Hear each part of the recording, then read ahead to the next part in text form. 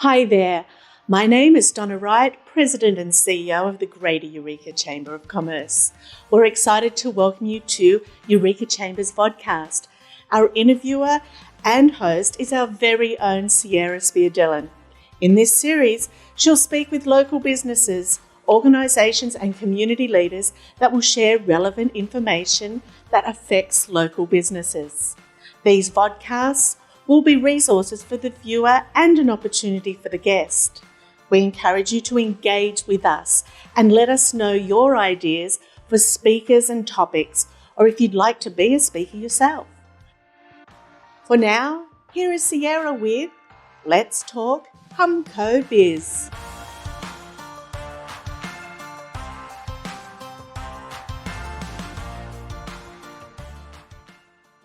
Hey everyone, I'm Speer Dillon from the Greater Eureka Chamber of Commerce, and I am here with Jennifer Metz and Rebecca Rex from the historic Eagle House in Old Town Eureka. Welcome, ladies. Hi, thanks for being here.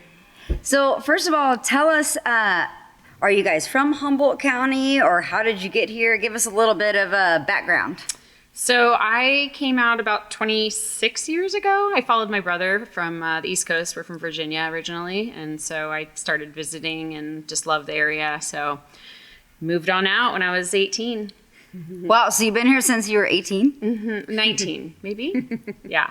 18. So you got here and never left. That's right. Cool. And Rebecca, what about you? Yeah, I followed, but it was only 7 years ago that I came out here from, again, grew up in Virginia, but lived in Buffalo, New York for the past 20-some years before that. So, yeah, been coming out and visiting my brother and sister and love the area as well. And so decided to make the big move. Oh, that's awesome. My husband is from here, so I've been here for about 7 years, but I have a sister as well. She's in Texas, so I've been trying to pull her in for a while. So what kind of, was there a change in careers whenever you guys bought the Eagle House, or were you always in hospitality, or how did that come about? I was an event producer. I still am an event producer, but that was my main job. Yes, you are that. A very awesome one. I do know that. Was my main role before, and I run an Airbnb, so that was pretty much my experience. So this is very new in a lot of ways. Yeah. So saying being very new, did you just kind of go one day at a time, or did you get advice from other people? Like, how did you figure it out? You know, we kind of just jumped in. We kind of just jumped in and got the ball rolling. We did have a consultant that helped us out that had a lot of experience, and we hired her on, and she became our manager for a couple years. So that was really helpful, for sure. That was really helpful. But otherwise, yeah, you just kind of like jump in and figure it out. I mean, I've traveled a lot. I spent a lot of time traveling. And so, you know what to expect. You know how you want to be treated. And so that's kind of how we, put ourselves out there is how do I want to be treated at this place? And what are the services I enjoy? So turning that around. Makes sense. And Rebecca, what about you?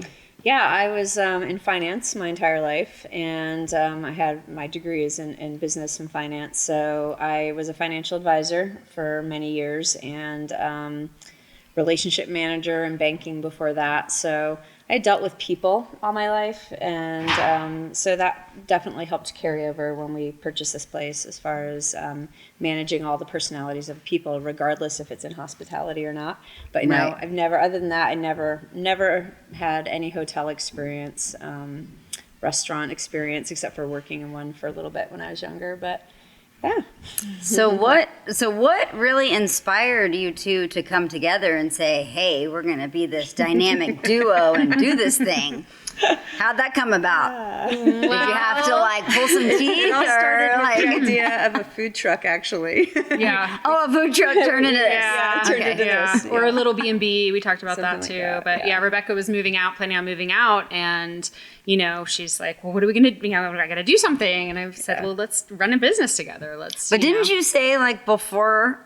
When I first met you, that you had had your eye on this place and that you always had loved it? Yeah. I came here for my kids. They did a play on our stage here, and I just was blown away by it and thought, oh my gosh, we have to get this place if it ever comes up for sale. And then it did. And I was kind of joking, but it was, but you know, you put it out there in the universe and it came to fruition. Yeah.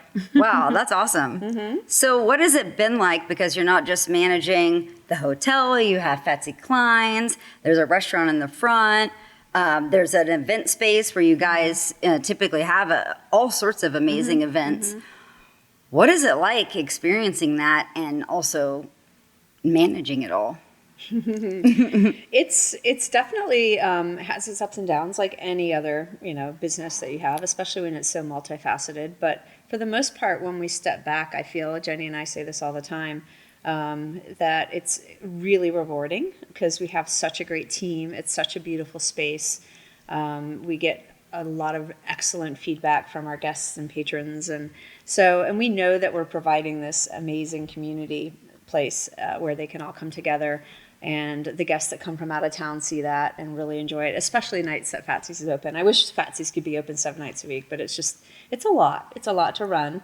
And there are days I think we both we're in the, we're working alongside them a lot, which is great because that's why our team is so great and we have such great camaraderie. But at the same time, sometimes we have to remember we have to step back a little and let our creative juices flow a little more and think outside of the box because we get so caught up in the day-to-day grind. So, yeah, that's my thoughts.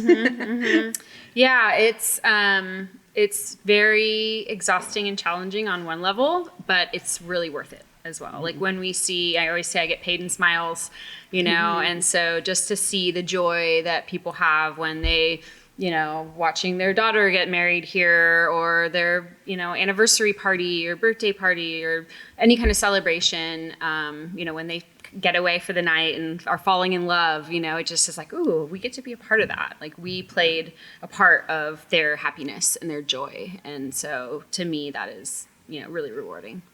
And so with that being said, typically hotels are for tourists, people out of town stopping by, but this is for tourists and locals alike. So how do you guys try to tie everything in with catering to the tourism industry of visitors coming in, but also making opportunities for the locals to come and visit and have events here as well? How do you guys try to tie that together? We do a lot of staycations for the locals. We market out of the area for tourists, obviously, and it's kind of nice. I see it mostly in Phatsy's because we have a lot of our hotel guests come down to eat, and then the locals are there, and it's just kind of, it adds to the culture for people who are coming from out of the area to like, oh, this is what Humboldt's like, and this this is where the locals hang out, and you kind of like to go to those places when you travel to a town. You're like, oh, I want to go where the locals go, and so I think it really the secret spots it brings that together. And then, and then locals who stay, they are always coming in here and wandering around and going, oh my gosh, there's a hotel here too. And great, I'm going to come for my whatever, bachelorette party or, bring the girls for girls' night and stay the night. And of course, with the events too, that brings, people from a little bit out of the area to stay. And then locals come and they stay for their events as well. Because who doesn't want to have a drink and dance a little and go upstairs to their room and sit right there. So we had a couple of promos when we reopened in February, just for the locals for a few months, and they definitely took advantage of it. We saw quite a jump in our local because we can track it on our system, and that was really nice as well. Because there's a lot of people that come up here from Southern Humboldt or Willow Creek area, and they do their shopping. And they don't want to have to drive back the same day, so they'll stay with us. So that's really nice. Yeah. Well, I know when you guys typically have events here, they have been huge, sold-out events. Everybody in the county and beyond wants to be here. Yeah, of course. So how has that turnout been? Like when obviously you took it over, but then having the events and seeing how much people loved it, because there's not a whole lot of places that you can go. So what was that feeling like to see when people are really showing up and sold out tickets? And also how excited are you guys to hopefully be doing that again soon? Yeah, both. So yeah, as an event producer, I do decorations, I do the planning, I do the execution, all of that. And so for me, this space was an all-in-one. You know, I was hauling around my stuff everywhere else to set up for parties. And so it's nice because we created this space that's pretty much already set up. And so when people come in, they don't have to do much, add some flowers or that kind of thing. Right. So, we put the work in to make it amazing and beautiful, and people see that. And I think that that's part of, what the draw is not just the quality of the music or the performance that we put on here, but it's the space. It makes people feel, they want to dress up and they want to, go out somewhere special. And, and so it's feels great. It feels really amazing to do that and have all these gatherings here. And it's been really hard to be closed, on every level. But, just walking through this building when it was empty and quiet and dark and cold, and it was really sad. And so I'm really excited. We had our first event last weekend. It was a CASA fundraiser, and the place was packed, and it was packed at tables, seated for dining. And we had clientele that probably would have never come because they, that's just not their scene, really. Right. And but they support CASA, and so they came, and then we got to show them this space, and they're like, "Oh my gosh, we're coming back! We can't wait to come back and try your, regular fare and stay the night and that kind of thing." So it's exciting. It's really. I'm a little nervous, but yeah. Oh, I've missed it too. I love coming here. This is, if I go out anywhere, this is my spot. So I'm super excited as well. Yeah. How do you feel that having this space, do you feel it's brought you closer to the community through networking and meeting people and having the events? How do you feel about that? Because obviously you're interacting with a lot of people that come here, and a lot of people love this place. Yeah. So what has that experience been like? Because I can only imagine your network of friends has It definitely grown. has for me, just because I was more new to the area. Jenny knew everybody, and so because of her longevity in Humboldt. And so for me, it absolutely broadened the spectrum of people that I've gotten to know. So especially community-minded people and other business owners, because a lot of them come, people from the city and the chamber, all the different businesses, because they do come here. They come to Phatsy's after work and have a drink, and they see us here, and they, so it's that part of it definitely. It's brought a lot of our community members together and allowed me to get to know a lot more people than just our immediate friend group, who also support us a lot. So which is nice.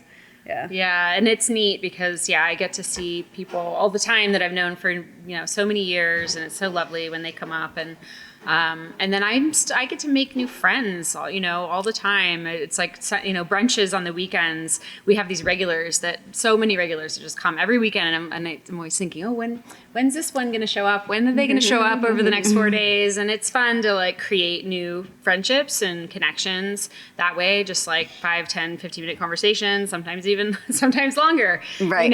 So that's really fun. That's really fun too.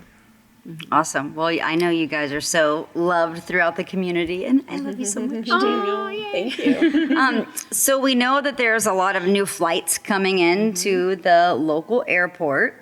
And so people are coming in, and then, okay, what is there to do?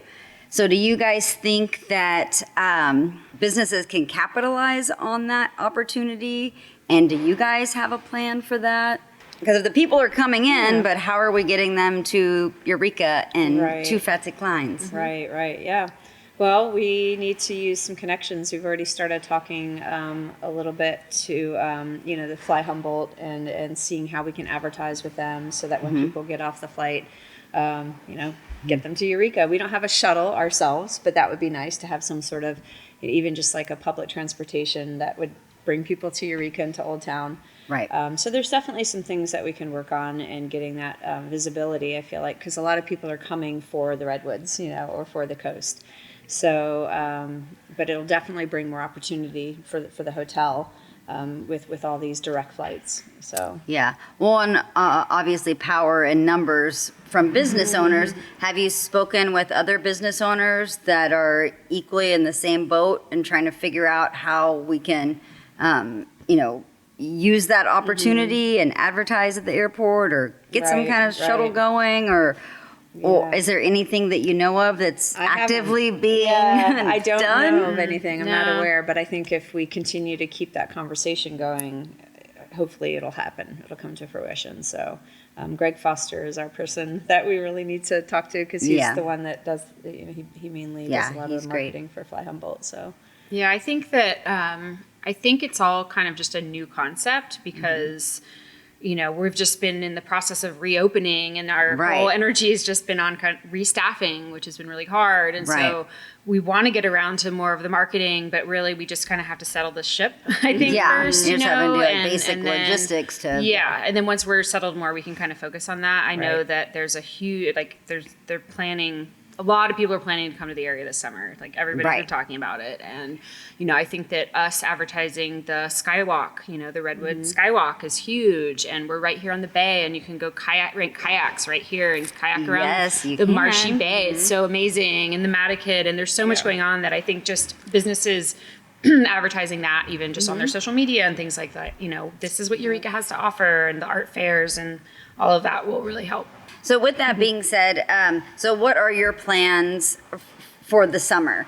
Are you like, this is our game plan? Is it just kind of, keep the boat afloat? Or do you have some big ideas? Events are going to be coming back, and that's kind of the main thing. I think that, the restaurant being new, really, we just opened in August with our, full menu here. And so the more day, with the sun coming back into the world, the more we've got our amazing patio outside, and, blocks the wind. And so I think that we're going to see, a lot more visitors to Phatsy's. The hotel does really well already in the summer.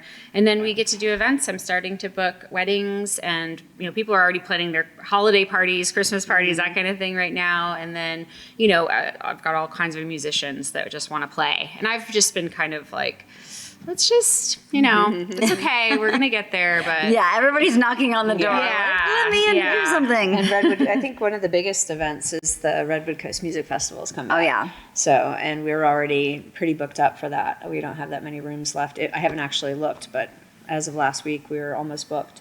So that's great, because everyone wants to stay, because we're one of the venues for that. So that's going to be really nice. Mm-hmm. Great. Well, thank you, ladies, so much. Is there anything that you want the public or the community to know? Obviously, events will be coming up soon, and we're so excited about that. So make sure to follow the N and Second and C and Phatsy Kline's social media, because they are great about posting stuff on there. And it's very visually appealing, too. They have great photos. Yeah. Definitely, if you follow us, you will know what's happening, because it's updated daily pretty much. And the Historic Eagle House also has an Instagram, and that's usually where the events go as well. Perfect. So just, we just really appreciate the community support, and it's hard being a family-owned business, a small business, and but it's also really a beautiful thing, and so we just appreciate people coming out and checking us out and talking to us, and we're always open for ideas and suggestions, and all kinds of opportunities here. So and if you're a local looking to get out of the house, staycation. Maybe you just want to come stay at the Eagle House for a weekend, and you feel like you're in another world, or another century, actually. And we have a virtual tour on our website, by the way, too. Multiple places on our website, so you can check out all the rooms. Cool, that's amazing. So it's great. So when did you guys do that, or have you had that? A few years ago. We've had it. So that's where we direct people, because we used to leave all the guest rooms open, and so now that with COVID and just trying to be safe and not have a lot of people touching everything, we keep the rooms locked up, but they can explore it virtually. Technology, digital age is key. Great. Well, thank you, ladies, so much. Thank you. And thanks, everyone, for watching, and we'll see you next time. And make sure to come down to the Eagle House.